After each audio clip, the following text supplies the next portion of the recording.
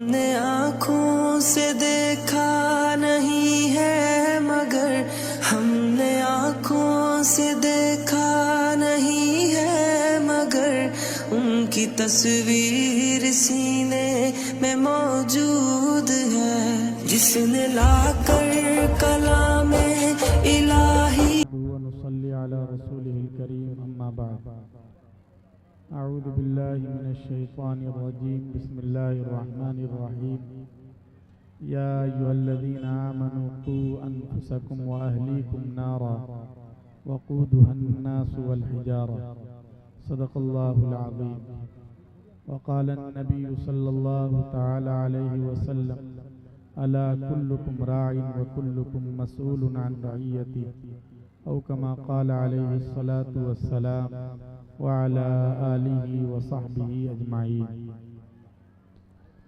Stage پر تشریف فرما گرامی قدر حضرات علماء کرام، معزز سامعین، بزرگوں، دوستوں، دینی بھائیوں، عزیز بچوں اور پردہ نشین مائیں اور بہنیں،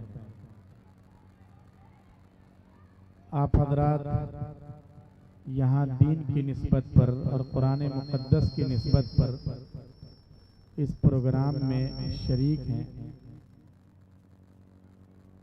اور اس سے یہ پتہ چلتا ہے کہ آپ کا اس مدرسے کے ساتھ تعلق ہے، قرآن کریم پڑھنے اور پڑھانے والوں کے ساتھ تعلق، اور دیکھیے یہ تعلق بہت ضروری ہے، اس لیے کہ ان مدرسوں میں ہمارے بچوں کی صحیح تعلیم ہوتی ہے، تربیت ہوتی ہے، انہیں اچھا انسان بنایا جاتا ہے، ان کا عقیدہ مضبوط کیا جاتا ہے،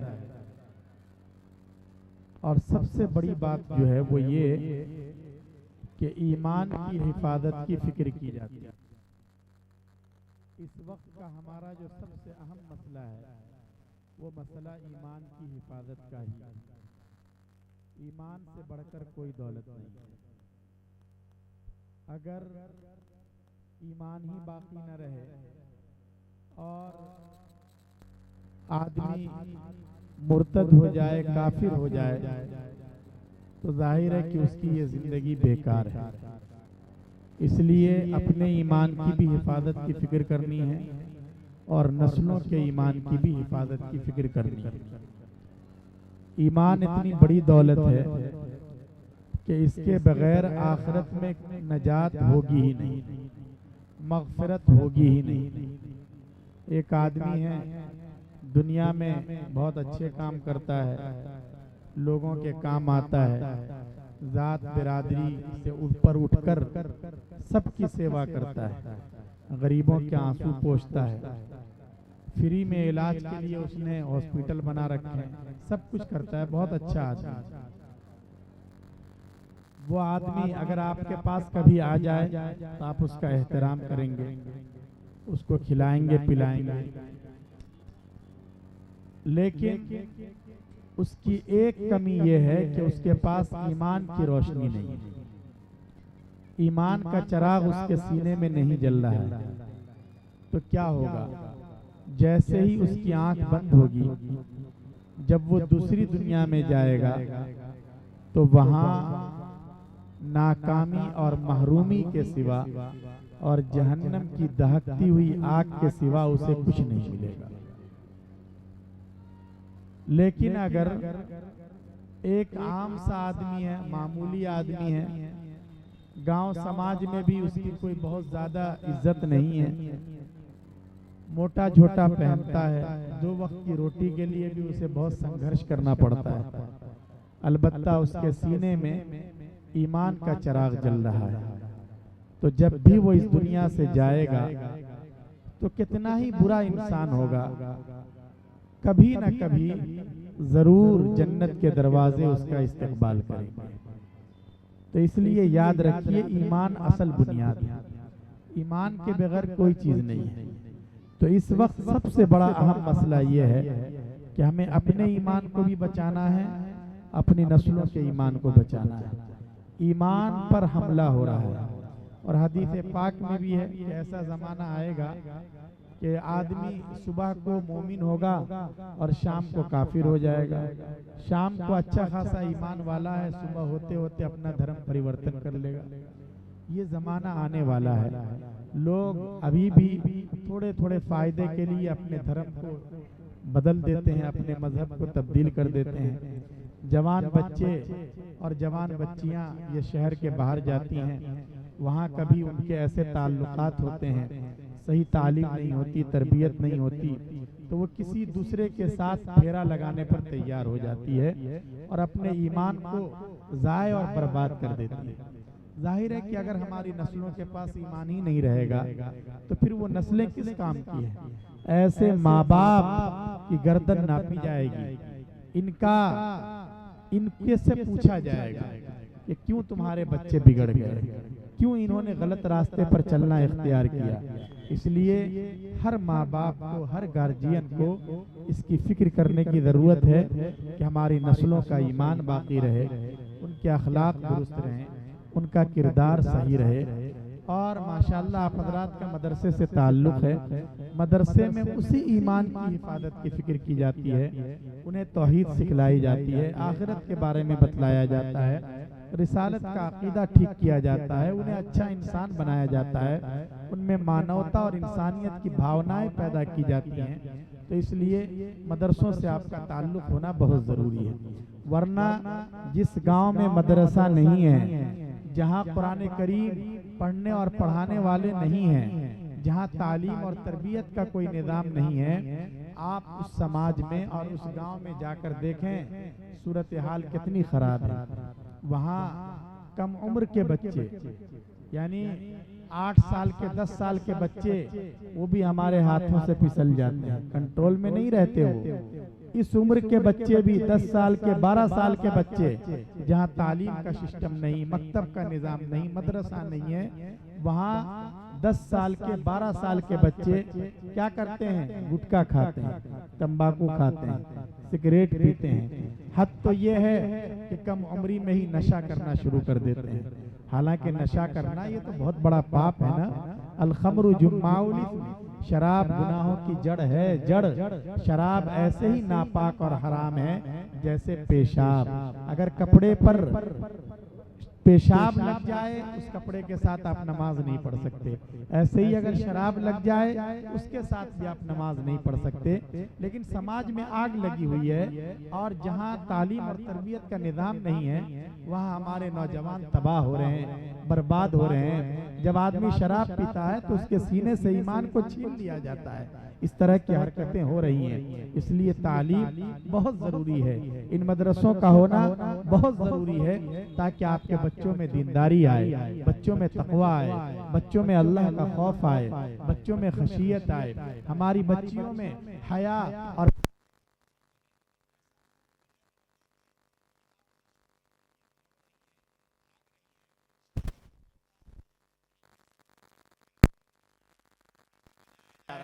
خوب پٹاخے پھوڑے جا رہے ہیں، یہ سب کیا ہے؟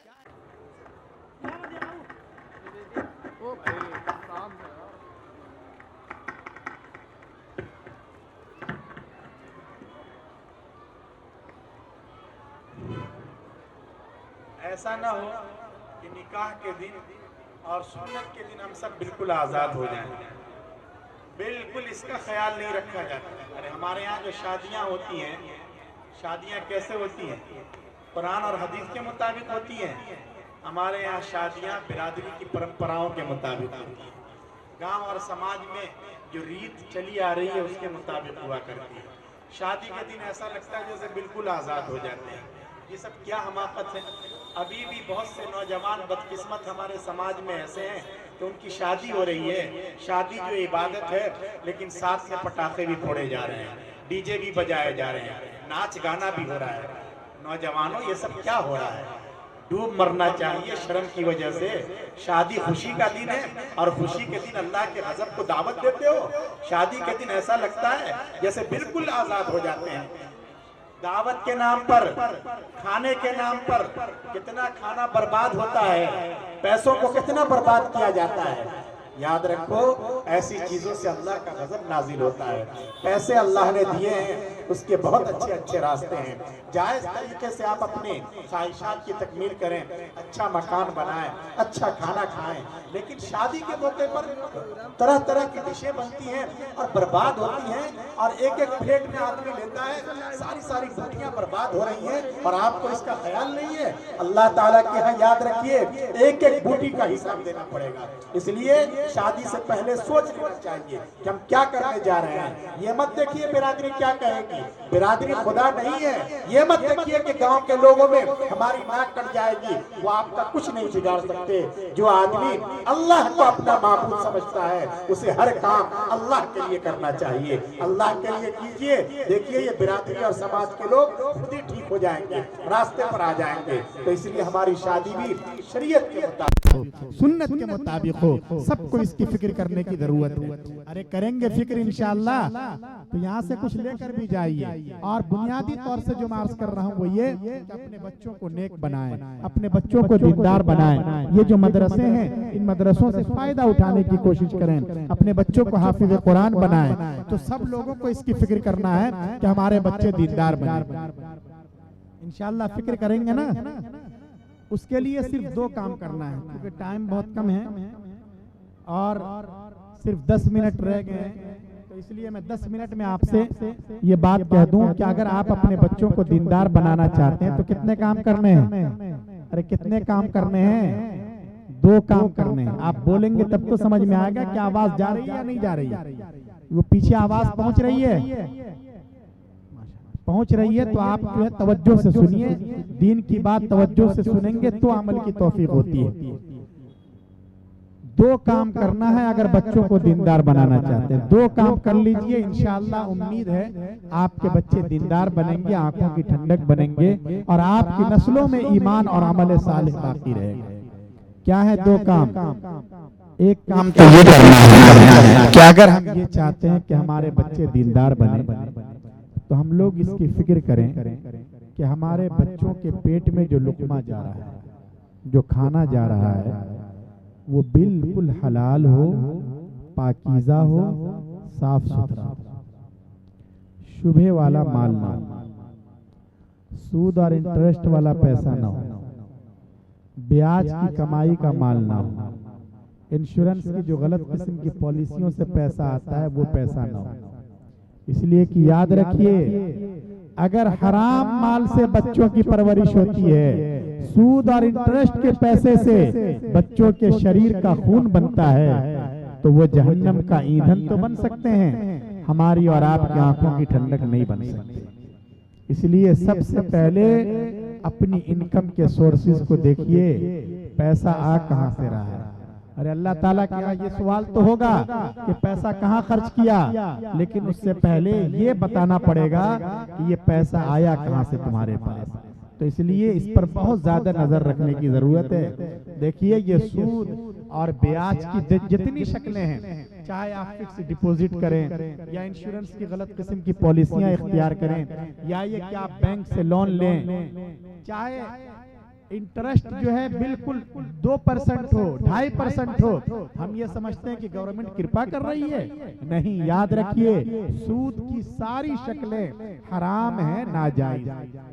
अरे कोई गुंजाइश नहीं है, अगर गुंजाइश होती तो हम आपको जरूर बतलाते। यहाँ कोई रास्ता ही नहीं है। कुरान करीम ने बिल्कुल क्लियर कर दिया। अल्लाह ने फरमाया अहल्लल्लाहुल बै व हर्रमर रिबा।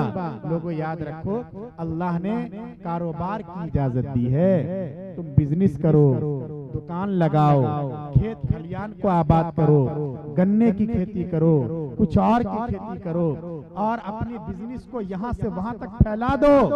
किसी कंपनी में मुलाजमत करो, कुछ नहीं है तो लारी पर केला रखकर गली में जा जाकर बेच बेच कर अपने बच्चों का पेट पालो। इन सब की इजाजत है, वो हर्रमर रिबा, लेकिन सूद की और इंटरेस्ट की बिल्कुल इजाजत नहीं है। हराम है, हराम। जो आदमी सूद लेता है, جو بیاج دیتا ہے اور جو بیاج کے لین دین میں گواہ اور ایجنٹ کی حیثیت سے اس فارم پر سگنیچر کرتا ہے، ان سب پر اللہ کی لعنت ہوتی ہے۔ یہ مجرم ہیں، یہ باغی ہیں، یہ اللہ کے دشمن ہیں، اور ان سب کو سخت سزا کے لیے تیار رہنا چاہیے۔ صورتحال بہت خراب ہے، بہت سے گاؤں اور دیہات میں اتنی صورتحال خراب ہو گئی ہے کہ کمپنیوں کے نمائندے آتے ہیں، وہ صرف ماں اور بہنوں کے نام پہ لون دیتے ہیں، مہیلاؤں کے نام پہ لون دیتے ہیں، اور ان کے جو گارجین ہیں، ان کے جو شوہر ہیں، ایسا لگتا ہے کہ ان کی بھی عقل ماری جاتی ہے، اور وہ دھڑلے سے اس کی اجازت دیتے ہیں۔ اس طریقے سے یہ حرام مال، اللہ اور اس کے رسول کے غضب کو دعوت دینے والا یہ مال ہمارے بیڈ روم تک پہنچ رہا ہے۔ یاد رکھیے، گھر میں حرام مال ہوگا تو کیا اس گھر پر اللہ کی رحمت نازل ہوگی؟ خدا کے واسطے اپنے آپ پر رحم کیجئے، سوچئے، یہ چھوٹے چھوٹے ننھے منھے معصوم بچے، ان کو تباہ مت کیجئے۔ کیا آپ کو ان سے پیار نہیں ہے؟ آپ کو دیا نہیں آتی ہے؟ آپ یاد رکھیے، اگر ان چھوٹے چھوٹے معصوم بچے اور بچیوں کے جسم میں، ان کے خون میں اگر حرام مال چلا گیا تو بڑے ہو کر کیا کریں گے؟ یہ کرائم کریں گے، یہ پرشاسن کے لیے، گاؤں کے لیے، سماج کے لیے، آپ کے لیے، سب کے لیے مسائل پیدا کریں گے۔ یہ آپ کی آنکھوں کی ٹھنڈک نہیں بنیں گے، یہ جہنم والا راستہ اختیار کریں گے۔ تو کیا آپ کو ان پر رحم نہیں آتا؟ اس لیے کچھ بھی ہو جائے، چاہے موٹا جھوٹا کھائیے، چاہے کم کھائیے، چاہے معمولی کھانا کھائیے، لیکن خدا کے واسطے ان بچوں پر ایسا انیائے مت کیجیے، ان کے پیٹ میں حرام لقمہ مت جانے دیجیے، ورنہ یہ تباہ ہو جائیں گے، برباد ہو جائیں گے۔ سبھی لوگ فکر کریں گے انشاءاللہ۔ ایک کام تو یہ کرنا اگر بچوں کو نیک بنانا، دوسرا کام، دوسرا نسخہ اگر بچوں کو نیک بنانا ہے تو یہ کرنا ہے کہ ہم لوگ خود نیک بن جائیں۔ ارے کیا کرنا ہے؟ کیا کرنا ہے؟ خود نیک بننا ہے۔ دیکھیے، ماں باپ کی نیکی کا، ان کے اخلاق کا، ان کے کریکٹر کا بچوں پر بہت زیادہ اثر پڑتا ہے۔ اگر ماں باپ نیک ہوتے ہیں تو بچوں میں بھی اچھائی آتی ہے۔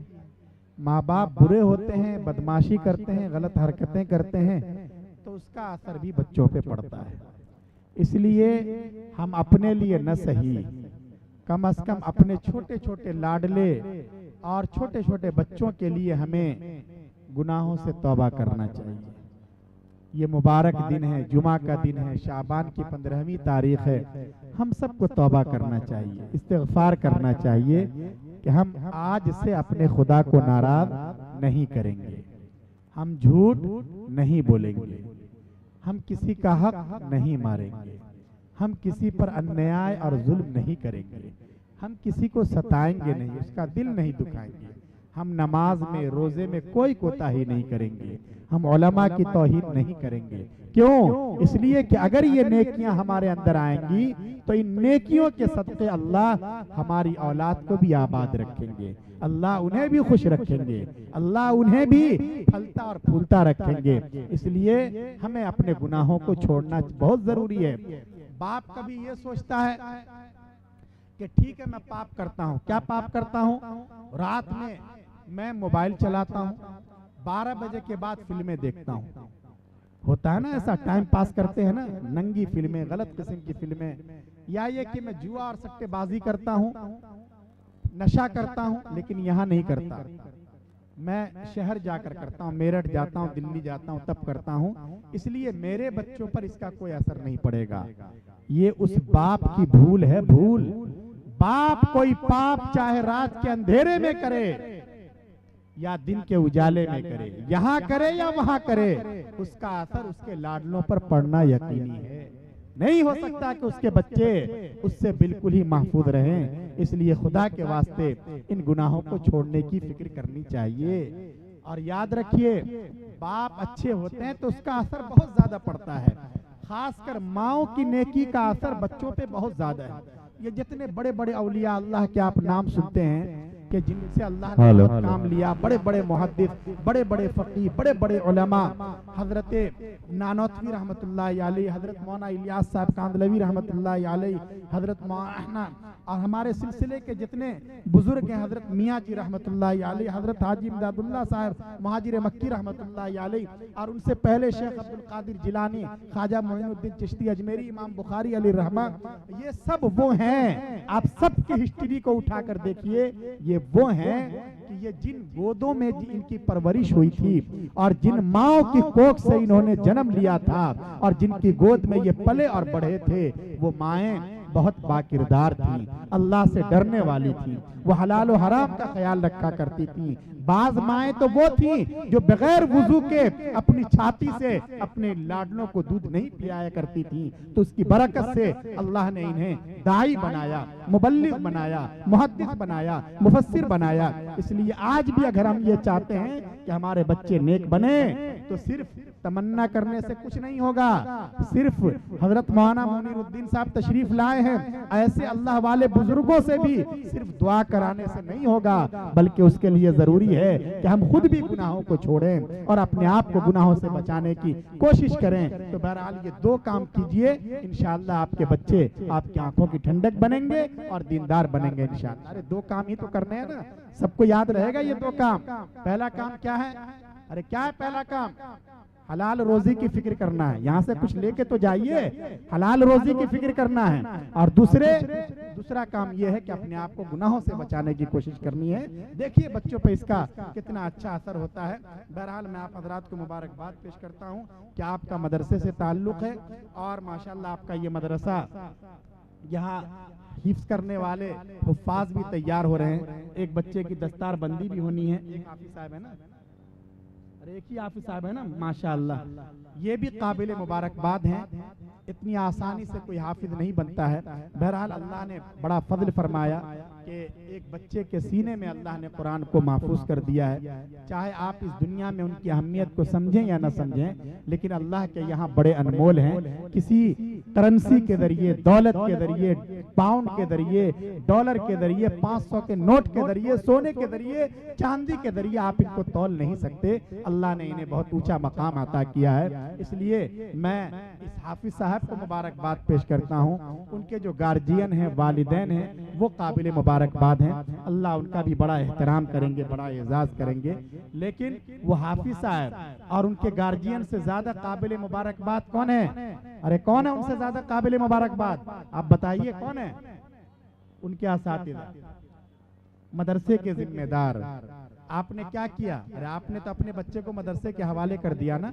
یہ اساتذہ ہیں جو رات دن ان بچوں کے پیچھے ایک کرتے ہیں، انہیں سمجھاتے ہیں، انہیں سنوارتے ہیں، انہیں ڈانٹتے ہیں، انہیں ماں کی ممتا اور باپ کی شفقت دیتے ہیں، تب جا کر یہ اس قابل ہوتے ہیں کہ علماء کے ہاتھوں ان کے سر پر دستار سجائی جاتی ہے۔ اس لیے لوگوں اپنے بچوں کے ان اساتذہ کو محبت کی نگاہ سے دیکھو۔ یہ مسجد کے ائمہ، مکتب کے یہ اساتذہ، مدارس میں پڑھانے والے حفاظ، یہ سب ہماری قوم کے محسن ہیں۔ کبھی بھی ان کا دل مت دکھانا، ان کی گستاخی مت کرنا، چاہے کتنی ہی ناراضگی ہو جائے۔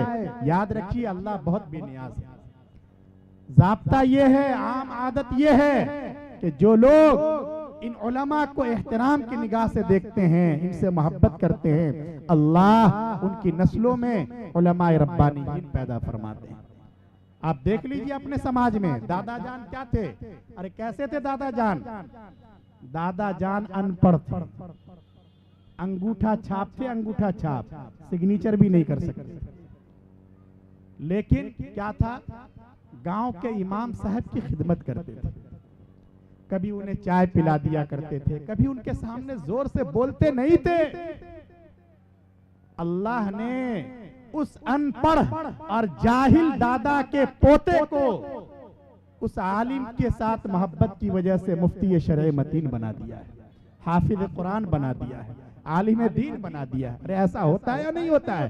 لیکن اگر ایک آدمی حاجی صاحب مسجد کے متولی ہے لیکن ہر وقت ناک پر غصہ رہتا ہے, کوئی بھی نامناسب بات پیش آئی سارا غصہ امام صاحب پہ اتارتے ہیں, اللہ پاک ایسے لوگوں کی نسلوں کو علم دین کی روشنی سے محروم کر دیتے ہیں. اس لیے لوگوں غصے کو اپنے کنٹرول میں رکھو, اپنی نسلوں کو علم دین سے محرومی کا ذریعہ مت بنو. بہرحال یہ اساتذہ قابل مبارکباد ہیں, اور ان اساتذہ کے ساتھ ساتھ آپ سبھی حضرات جو یہاں اس کونے سے لے کر یہاں تک بیٹھے ہوئے ہیں, جو توجہ سے سن رہے ہیں یا سو رہے ہیں, ادھر ادھر دیکھ رہے ہیں, یا آپس میں جو حاجی صاحب بات کر رہے ہیں, یہ سبھی حضرات قابل مبارکباد ہیں. یہ جو بات چیت ہو رہی ہے یہ بھی قابل مبارکباد ہے. کیوں؟ اس لیے کہ آپ حضرات کی محبت سے, آپ کے تعاون سے, آپ کی گاڑھی کمائی سے یہ حفاظ تیار ہو رہے ہیں, یہ علماء تیار ہو رہے ہیں, اور یہ مدرسے چل رہے ہیں. ضرورت اس بات کی ہے کہ ان مدرسوں کے ساتھ, دارالعلوم دیوبند کے ساتھ, مظاہر علوم کے ساتھ, دعوت و تبلیغ کے ساتھ, جمعیت کے ساتھ, علماء کے ساتھ, خانقاہوں کے ساتھ, بزرگوں کے ساتھ, کتاب و سنت کے ساتھ ہمارا تعلق اور زیادہ مضبوط ہو, مستحکم ہو. اللہ مجھے بھی توفیق دے,